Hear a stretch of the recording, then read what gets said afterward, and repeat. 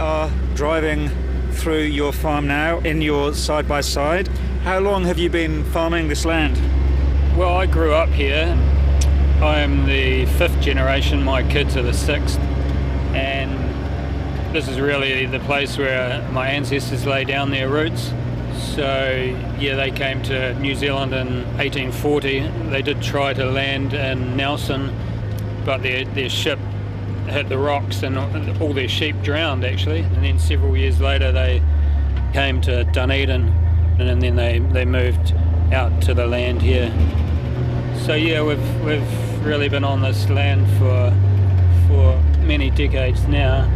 This was the original homestead down here, and the farm gets its name, Westridge, from this ridge down the side of the farm here, and it's risen up probably 20 metres above the Waiwera River, which we boundary for 7 kilometres. So how big is your farm? My father owned some of the hill block behind us, and when he converted to dairy in 1995, he sold that hill block and he bought some neighbouring property. So the farm is now 550 hectares, and we also added to that in the last 10 years or so when we bought the neighbouring arable farm and brought that into our dairy operation. Yeah, so we've made some quite large changes just in the last 10 years, and we were one of the first farms here to start, you could say, nature-friendly fertility programs. And so you adopted a regenerative farming approach? Yeah, that came from a series of, I guess, tension events, which was increasing debt, low milk payouts, and I had an autoimmune disorder. So we really just decided that we would start to look at the root causes and address them. And from there, we've moved our dairy herd from we were milking nearly 900 cows, and we've reduced that nearly 40%. So we changed to once a day milking. That's taken a lot of pressure off the people and the land. And I sort of look at it like it was more risky to stay in that other model of importing fertilisers, importing inputs and so forth. So I think we made changes at a good time, and we're trying to breed a more resilient herd as well, so more of a dual purpose herd that produces beef calves as well as milk. You mentioned the autoimmune disorder. How was that impacted on by, your previous farming methods? I mean, I guess how I see it is the landscape is generally a mirror image of the farmer. If the landscape's healthy, then the farmer's healthy. And these inflammatory diseases are just stress responses, really, to the environment you are in. And it's the same for animals. If animals are under pressure, they'll express those negative effects. We are in one of your paddocks right now. How does this paddock differ to when you were doing conventional farming? Yeah, so we've been seeding diverse pasture species for nearly a decade now. The botanists from Lincoln were here and they counted over 30 species. And this paddock here, we've also introduced agroforestry, so there are trees spaced around 25 metres by 20 metres, and these are all deciduous trees, so they lose their leaf and add that organic matter to the soil in future. And these are actually nut trees in here, walnuts and pecans. And then other areas around the farm, we are planting nitrogen-fixing trees like alders. These trees are going to drastically change the landscape, aren't they? Yeah, I've heard that for every species you introduce, you bring in another 4. So if you can start to think about the soil diversity, then the plant diversity above the ground, and then layering other income streams on top of that, we're then not just producing milk per hectare, we're producing nuts and fruit or honey, etc. Do you find that what you're doing here is generating interest from other local farmers who are thinking that they might want to try something different? I think it takes a real mindset shift. and mine was probably my health issue. I think it takes something to really knock you down before you change. But we really want a farming system that will last thousands of years, not just a few hundred years. So we need to think hard about what that looks like. More perenniality, more drought resilience, increasing that soil organic matter. We've seen that increasing. We've seen even base minerals increasing, like phosphate, potassium and so forth, without adding any. So when you start to see those changes, they call that emergent properties. So you see emergence starting to happen within your farming system, whether that's the soil minerals, like I mentioned, or greater bird diversity. So we've started to see ground nesting birds in some of the pastures at certain times of year now, and I never used to see that at all when we were grazing our pastures to the carpet, basically. Do you still use chemical fertilisers? No, we quit nitrogen quite early, and the company just couldn't understand why I was removing the silo. And we were never large users, but I guess, yeah, that was just part of the transition that I had to get my head around, like re-establishing the nitrogen cycle naturally, re-establishing the mineral cycle, which we're starting to see now with greater plant diversity and deeper rooting plants. And profitability has improved greatly. I mean, when we're not spending $200,000 to $250,000 a year on fertiliser. So what have you replaced some of those fertilisers with? What do you put on the paddocks now? So we use the grazing as a tool, the high stock density grazing and multiple shifting. And cows are recycling nutrients. I mean, they're the ultimate recycler, really, because they return around 80% of what they're eating back to the soil. And we have our own slurry tankers, so we stir our effluent, the nutrient from the shed, and we spread that around the farm. We also use bale grazing as a tool now for wintering, and that's also a nutrient input. As is the composting, we've moved to making our own composting on farm. What do you make the compost out of?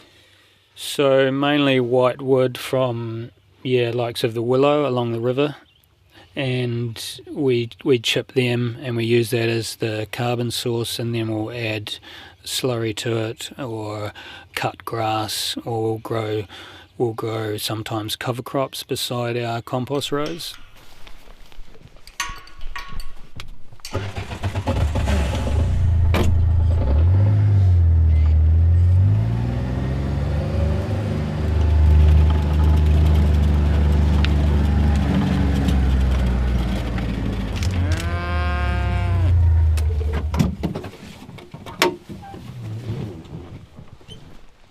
There's lots of clover in this paddock. Yeah, this paddock's looking pretty good. We shut this paddock up in February to let the grass recover, and then we've got the hay bales placed out on it like a checkerboard for winter bale grazing. Mark is digging a square into the ground so we can have a look at the soil to see how it's doing. Oh yes, that does look like chocolate cake. It does. And there's some big worms in there. So that just crumbles apart. And the roots are actually going quite deep, aren't they? The roots are now going down to our clay base, so that's around 600 millimetres deep. So the clay is actually starting to mottle, so that is the clay turning to soil, and that's from the root exudates. That's liquid carbon, so carbon coming from the atmosphere, going through the plant and down into the roots and into the soil. Yeah, it's a big part of what we're doing here, building a healthy soil. Healthy soil, healthy animals. Yeah, healthy people. How many worms per hectare do you think there are in this paddock? I think there's over 4 tonne of worm per hectare. There's a lot of work going on under our feet. Yeah, yeah. And that's not including all the bacteria, the fungi and so forth. So there could be well over 10 tonnes of organisms per hectare. It's pretty amazing. And so when will the cows be coming in here? Yeah, not till we begin calving, so this will be over 100 days rest now. So that's our system. We moved away from supplementing cows outside of the paddock, basically. So it's pasture only now. So we haven't fed grain for 4 years now. That'll be a big saving because grain is expensive. It's a big saving, and I think it's also a saving that goes toward animal health, because when your cow's having to adapt to a new feed, it takes time to transition. So we just thought we didn't need it anymore. Our thinking was also that arable land should be used for feeding humans, not so much animals. We should be able to do this if we're focusing on those natural cycles like the solar energy cycle, the nitrogen cycle, the mineral cycle. Then we really should be able to grow our own feed in the paddock. It's what cows were designed to eat. That's why they've got long legs. The grass is supposed to be up to their bellies. So it was just another input that we could remove out of our system, really. Now over the fence are some of your lovely looking Normandy cows. There's around 200 in this mob. They've got around 16 to 18 round bales of hay on around 5,000 square metres, and they're on a 2-day break. So they generally gobble up the grass first, and then they start working on the hay, and the litter that's left over from the hay bale acts as a mulch, and it just rots away and adds to soil health. And yeah, I think just getting back to their base diet of grass has really helped our animal health in regards to in-calf rates and just moving away from veterinary intervention.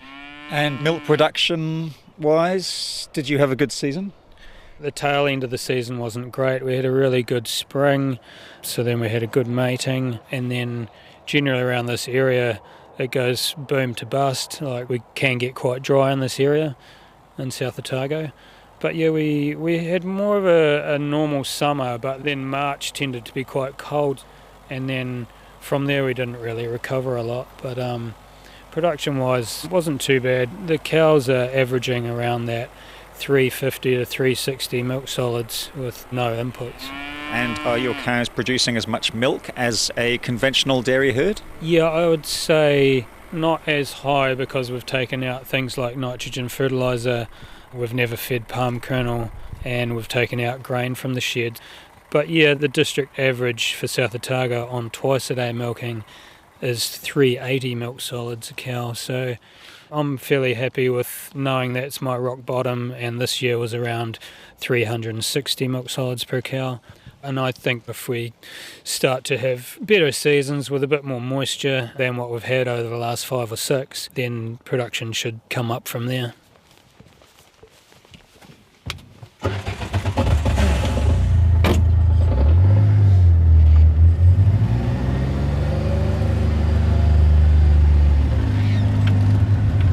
We've come to where you are making heaps of compost.